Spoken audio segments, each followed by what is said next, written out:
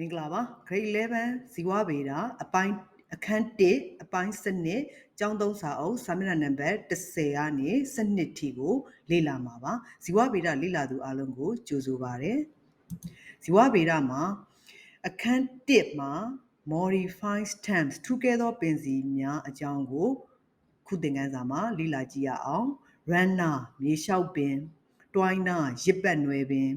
တန်တွယ်ကလိုင်းပါနှာမောင်းနွယ်ပင် rhizome မြေအောက်ပင်စီကျူပါမြေအောက်ပင်ခိုင်းနဲ့ phyloclase ရွက်ရောင်ပင်စီဆိုပြီးအုပ်စု6ခုပါပါတယ် modified terms ထူးကဲတဲ့ပင်စီများအုပ်စုဝင်6မျိုးလေးရဲ့နာမည်လေးတွေနဲ့ example လေးတွေရေးပြပါဆိုပြီးမေးလို့ရှိရင်ဒီပုံစံလေးဖြေရပါမယ် runner ရဲ့ example ကတော့ strawberry နဲ့ grass twiner ရဲ့ example ကတော့ ipomia ကစွန်းတန်တွယ် climber ရဲ့ example ကတော့ juka bit ဘူးပင်နဲ့ rhizome မြေ example က ginger ကျူပါ example က potato phyloclase ရဲ့ example ကတော့ cactus ကြားရှာတို့ဖြစ်ပါတယ်အဲ့တော့အုပ်စုတစ်ခုချင်းစီကိုအသေးစိတ်လေ့လာကြည့်ကြရအောင် runner မြေလျှောက်ပင်မြေလျှောက်ပင်လေးရဲ့ example က strawberry နဲ့ grass strawberry နဲ့ grass strawberry ပင်နဲ့မြက်ပင်တို့ဖြစ်တယ်ဒီထဲမှာ fanny hot မြစ်ခွာရွက်ပင်လေးဟာလည်း runner မြေလျှောက်ပင်အုပ်စုထဲမှာပါပါတယ် A runner is the stem of a creepy plant မြေလျှောက်ပင်ဆိုတာကတွားသွားပင်ရဲ့ပင်စီဖြစ်တယ်သူတို့က horizontally along the surface of the ground မြေမျက်နှာပြင်တစ်လျှောက်ရေပြင်ညီလိုက်ကြီးထွားကြတယ် long internode ရှည်လျားတဲ့စစ်ကြားပိုင်းတွေ has ရှိကြတယ် the node အစစ်တွေက encounter the soil when the node encounter the soil အစစ်တွေကမြေစီလွှာနဲ့ထိတွေ့တဲ့အခါတိုင်းသူတို့က advantage root တွေကို produce ထုတ်လုပ်ပေးတယ်မြေလျှောက်ပင်တွေရဲ့ example ကတော့ grass နဲ့ strawberry fanny wort ကလည်းမြေလျှောက်ပင်အုပ်စုထဲမှာပါမယ်မြေလျှောက်ပင်လေးရဲ့ပုံလေးတွေကိုတဆင့်ချင်းပုံဆွဲနည်းအဆင့်ဆင့်ကိုကြည့်ပြီးတော့အသေးစိတ်ဆွဲရအောင်ပုံဆွဲတဲ့စာမျက်နှာနံပါတ်10မှာပါမယ် strawberry ပင်လေးရဲ့ပုံလေးကိုပုံဆွဲနည်းအဆင့်ဆင့်ကိုကြည့်ပြီးအသေးစိတ်ဆွဲထားမယ်ပုံဆွဲပြီးရင် label တက်မယ် caption တက်မယ်မြားထိုးတာလေးကိုမှန်အောင်ထိုးမယ်နောက်တစ်အုပ်စု twiner ရစ်ပတ်နွယ်ပင်လေးအကြောင်းကိုလေ့လာကြည့်ကြရအောင်ရစ်ပတ်နွယ်ပင်ရဲ့ example က ipomia ကစွန်းပုံနှိပ်စာအုပ်ထဲမှာစလုံးဆောင်းဆောင်းလေးနဲ့ဆိုရင်သိပ္ပံနာမည်ဖြစ်တဲ့အတွက်ရှေ့ဆုံးစလုံးကိုအကြီးနဲ့ရေးပြီးတော့မြင်တာပေးရမယ် ipomia with its weak stem ပင်စီဖြော်လေးတွေနဲ့ပင်စီဖြောနဲ့ကစွန်းပင်တွေဟာ twine ရစ်ပတ်တွေ့တက်ကြတယ် around the support အထောက်ပံ့ရဲ့ပတ်ပတ်လေးကိုရစ်ပတ်တွေ့တက်ကြတယ် to climb higher အမြင့်ကိုတက်ဖို့ရန်အဲ့လိုအမြင့်ကိုတက်တဲ့အတွက် expose the leaves favorably to light အလင်းရောင်နဲ့အခွင့်သာစွာအရွက်တွေကိုထိတွေ့စေပါတယ်အဲ့တော့ ipomia ပုံလေးကိုပုံဆွဲနည်းအဆင့်ဆင့်လေးကြည့်ပြီးတော့ဆွဲမယ်စာမျက်နှာနံပါတ်17မှာပုံလေးပါမယ်ပုံလေးကိုအသေးစိတ်စနစ်တကျမြားထိုးတာလေးကို level တက်တဲ့အခါမှာမြားထိုးတာလေးကိုမှန်အောင်ထိုးပြီးတော့ပုံတစ်ပုံလုံးပြီးသွားရင်လည်းပုံရဲ့ခေါင်းစဉ်လေး caption လေးတက်ပြီးစနစ်တကျဆွဲထားမယ်နောက်တစ်အုပ်စုဖြစ်တဲ့တန်တွယ်ကလိုင်းပါနှာမောင်းနွယ်ပင်လေးအကြောင်းကိုကြည့်ရအောင်နှာမောင်းနွယ်လေးတွေက example ကတော့ juka bit ဘူးပင်မှာပါတဲ့ spring လိုရစ်ခွေနေတဲ့ຫນွယ်လေးကနှာမောင်းနွယ်ဖြစ်တယ်နှာမောင်းနွယ်လေးတွေမှာ pumpkin သူရွှေဖယုံသီးပင်တွေကြောက်ဖယုံသီးပင်တွေဘူးဖယုံသခွားဖယုံပင်တွေမှာလည်းနှာမောင်းနွယ်လေးတွေပါမယ် spirally coin structure ရစ်ခွေနေတဲ့စပရင်ကဲ့သို့ရစ်ခွေနေတဲ့ဖွဲ့စည်းတည်ဆောက်ပုံရှိတဲ့တန်တွယ်နှာမောင်းနွယ်လေး of juka bit ဘူးပင်ရဲ့စပရင်လိုရစ်ခွေနေတဲ့နှာမောင်းနွယ်လေးက twine ရစ်ပတ်တွေတက်တဲ့ around the support စာပုတ်ရဲ့ပတ်ပတ်လည်မှာရစ်ပတ်အထောက်အကန့်ရဲ့ပတ်ချာလေးကိုရစ်ပတ်တွေတက်တဲ့ to keep it erect အပင်ထောင်မှတ်နေဖို့ and ပြီးတော့ expose the leaf favorably to light အရွက်တွေနေအောင်ကြီးကိုအခွင့်သာစွာထိတွေ့ခွင့်ရဖို့အဲ့တော့ twiner ရဲ့ example လေးဖြစ်တဲ့ဘူးပင်ရဲ့ပုံလေးကိုပုံဆွဲနည်းအစစ်စင်လေးမှာတေချာကြည့်ပြီးတော့ပုံဆွဲရတော့မယ်ပုံတစ်ပုံချင်းစီကိုစနစ်တကျဆွဲထားမယ်နော်နောက်အုပ်စုတစ်ခုကတော့ rhizome မြေအောက်ပင်စီရဲ့ example လေးက ginger ဂျင်းပင် A rhizome is a fleshy ဂျင်းပင်လေးကအသားထူအရေရွှမ်းတဲ့ horizontal stem ရေပြင်ညီလိုက်ပင်စီရှိတယ် growing at or beneath the surface of the soil မြေစီလွှာမျက်နှာပြင်ရဲ့အောက်ဒါမှမဟုတ်အပေါ်လေးမှာကြီးထွားနေကြတယ်အဲ့တော့မြေစီလွှာထဲမှာကြီးထွားတဲ့ပင်စီလေးကထူထဲအသားထူအရည်ရွှမ်းတယ်ဘာကြောင့်လဲဆိုတော့ store food အစာတွေကိုတူလောင်ထားလို့ဒါကြောင့်ဂျင်းပင်သည်အစာတူလောင်ခြင်းတွေထူကဲတဲ့ပင်စီဖြစ်တယ် and has သူ့မှာ distinct ထင်ရှားတဲ့ note အစစ်တွေပါတယ်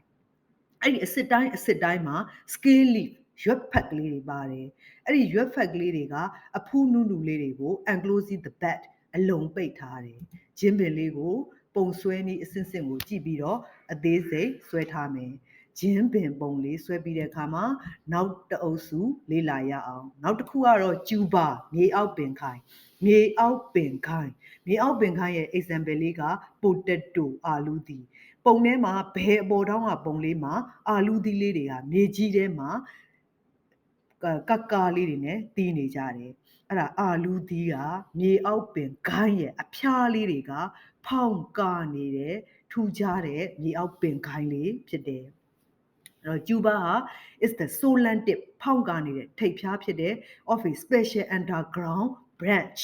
မြေအောက်မှာရှိတဲ့ထူကဲတဲ့ပင်ခိုင်းရဲ့ဖောင်းကားနေတဲ့ထိပ်ဖျားလေးဖြစ်တဲ့သူက store food အစာတွေကိုတိုးလောင်ထားတယ်and ပြီးတော့ grow either obliquely or more or less horizontally အနည်းနဲ့အများတော့ရေပြင်ညီလိုက်ဒါမှမဟုတ်ရင်နည်းနည်းလေးစောင်းပြီးတော့ကြီးထွားတယ်ပုံလေးမှာအာလူသီးလေးတွေကဘယ်ညာအပြိုင်အဆိုင်ဖောင်းလေးတွေ့ရမယ်တချို့တလေက9 degree 10 degree လောက်ပဲနည်းနည်းလေးပဲစောင်းမယ်အဲ့လိုနည်းနည်းလေးစောင်းတာကို obliquely လို့ပြောတယ် now a number of beds or eyes အဖူးတွေမျက်ကွင်းတွေ beds အဖူးလေးတွေ or ဒါမှမဟုတ်ရင်မျက်ကွင်းလေးတွေကသူ့ရဲ့ surface of the tuber ရဲ့မျက်နှာပြင်ပေါ်မှာ present ပါရှိကြမယ်အဲ့တော့အာလူးသီးပုံလေးကိုလည်းစနစ်တကျဆွဲထားမယ်နောက်တအုပ်စုကတော့ phyloclade ရွက်ရောင်ပင်စီရဲ့ example က cactus ကြားရှာရဲ့အများကိန်းကကတ်တိုင်ကြားရှာဆိုတာကရှားဆောင်ပင်ကစောင်းဘူးပင်ရှားဆောင်လက်ပတ်ပင်ကစောင်းပင်တွေလိုအုပ်စုဝင်မျိုးနွယ်စုတွေကသူကကြားရှာပင်မျိုးနွယ်စုထဲမှာပါမယ်လုံးလေးတွေဒီမှာပြလေးတွေအပေါ်ကဘဲပုံမှာကြားရှာပင်မျိုးနွယ်စုမျိုးစုံကိုမြင်ရမယ်အဲ့ဒီပြလေးတွေနဲ့လုံးလေးတွေရှိနေတဲ့ပင်စီလေးတွေကကြည့်လိုက်တော့အစိမ်းရောင်လေးတွေဖြစ်နေတယ်အစိမ်းရောင်ရှိတဲ့အတွက်ကလိုရိုဖီးပါလို့အလင်းမီအစာစုဖွဲ့ခြင်းလုံနိုင်လို့စိတ်နေတယ်ဒါကြောင့်သူကအရွက်ရဲ့လုပ်ငန်းစဉ်နဲ့တွားပြီးတော့တူးနေတဲ့လုပ်ငန်းစဉ်ကိုလုပ်တယ်အဲ့တော့ကြားရှာပင်တွေရဲ့ပင်စီလေးတွေဟာပြလေးနဲ့အရွက်နဲ့တူတယ်စိမ့်နေတဲ့အတွက်ကြောင့်မို့လို့အရွက်ရဲ့အလုပ်တွေလည်းသူလုပ်တယ်ပင်စီရဲ့အလုပ်တွေလည်းလုပ်တယ်အဲ့တော့ certain stems are flattened green တချို့ပင်စီတွေကပြားတယ်အစိမ်းရောင်ရှိတယ်ပြီးတော့ become leaf-like in appearance ပုံသဏ္ဍာန်မှာအရွက်ကဲ့သို့ဖြစ်လာတယ်ဒါကြောင့်မို့လို့ such အဲ့ဒီပင်စီတွေက stems perform both the function of leaves and stem အရွက်ရဲ့အလုပ်ကောပင်စီရဲ့အလုပ်ကောနှစ်မျိုးစလုံးကိုထမ်းဆောင်တယ် for example ဥပမာအားဖြင့်တော့ကြားရှာပင်မျိုးနွယ်စုတွေဖြစ်ကြတယ်ကြားရှာပင်လေးရဲ့ပုံဆွဲနည်းအစစ်စစ်ကြည့်ပြီးတော့စာမျက်နှာနံပါတ်12မှာပါတဲ့ပုံလေးကိုဆွဲထားမယ်အဲ့တော့ပုံလေးတွေဆွဲစာလေးတွေရှိမယ်စာမျက်နှာနံပါတ်12မှာရှိတယ်အခု part 12အပိုင်း12အခန်း1အပိုင်း12ဗီဒီယိုလေးရဲ့အနှစ်ချုပ်ကိုလေ့လာကြည့်ရအောင်ဒီဗီဒီယိုလေးမှာ modified stem ထူးကဲပင်စီများအကြောင်းကိုစပြီးတော့လေ့လာခဲ့တယ်အုပ်စုဝင်6မျိုးရှိတယ်တစ်ခုစီရဲ့ example လေးတွေမှတ်ခဲ့ရတယ်နောက်လေ့လာမှတ်သားရင်းနဲ့ထူးခြားချက်ကလေးကိုဆက်ပြီးတော့ကြည့်ရအောင်ဒီ screen ပေါ်မှာခရမ်းရောင်လေးနဲ့ရေးထားတဲ့စာလေးတွေကိုလေ့လာကြည့်ရအောင်အနှစ်ချုပ်အနေနဲ့မြေလျှောက်ပင်စီဟာမြေကြီးပေါ်မှာအစစ်ကလေးတွေကသွားထီနောက်ထပ်တပင်ပေါက်မြေကြီးပေါ်မှာအစစ်ကလေးတွေကသွားထီနောက်ထပ်တပင်ပေါက်အဲ့တော့သူကအစိတ်ကအပင်ပေါက်တာမဟုတ်ဘဲနဲ့သူ့ရဲ့အစစ်ကလေးတွေကနေနောက်ထပ်အပင်တွေပွားတာဖြစ်တဲ့အတွက်ပင်စီက reproduction မျိုးပွားခြင်းအတွက်ထူးကဲတဲ့လုပ်ငန်းကိုလုပ်တယ်ဒါကြောင့် runner ရဲ့ထူးကဲတဲ့လုပ်ငန်းက function က reproduction နောက် twiner နဲ့တန်းတွဲ climber တို့ဟာသူ့ရဲ့ຫນွယ်ပေါ့နှာမောင်းຫນွယ်နဲ့တစ်ခု ခုကကြတော့ပင်စီပြောနဲ့ support ကိုတွယ်ကပ်ပြီးတော့တက်တယ်ဒါကြောင့်သူ့ရဲ့အလုပ်ဒီတွယ်ကပ်တက်ပြီးအပင်ကိုထောင်မတ်စေတာမို့လို့ function က support အတွက်ထူခဲ့တဲ့အပင်2မျိုးအုပ်စုတွေ့တယ် twiner နဲ့ tendril climber နောက် rhizome နဲ့ tuber 2မျိုးစလုံးဒီအသားထူအရည်ရွှမ်းတယ်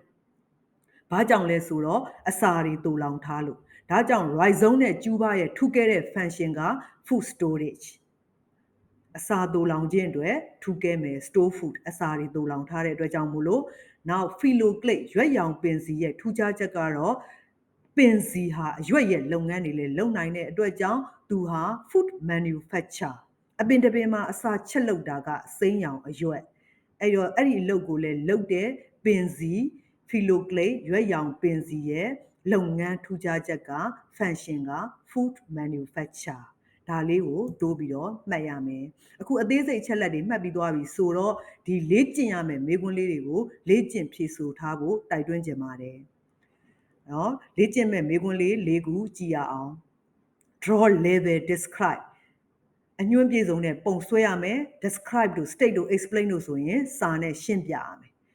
function of photosynthesis အလင်းမီအစာစုဖွဲ့ခြင်းလုပ်ငန်းကိုလုပ်နိုင်တဲ့ပင်စီဆိုတော့ phylloclade ရွက်ရောင်ပင်စီအကြောင်းကိုပုံဆွဲစာရေးရမယ်ငါးမှတ်တမ်းလေးဖြစ်တယ်နောက်တစ်ခုက rhizome နဲ့ tuber ကိုပုံပြည့်စုံအောင်ဆွဲမယ်အညွှန်းပြည့်စုံတဲ့ပုံလေးဆွဲမယ်ပြီးရင်သူတို့ရဲ့ function ကိုဖော်ပြရမယ်သူတို့ရဲ့ function ကဘာလဲအသားထူအရည်ရွှမ်းတဲ့အတွက် food storage of food အစာတူလောင်ခြင်းအတွက်ထူးကဲတဲ့လုပ်ငန်းလေးရှိတယ်အဲ့ဒါလေးရေးပြရမယ်၅မှတ်နောက်နံပါတ်3ကတော့ပုံဆွဲရမယ် explain စာကိုလည်းရှင်းပြရမယ်ဘာလဲဆိုတော့ serve to support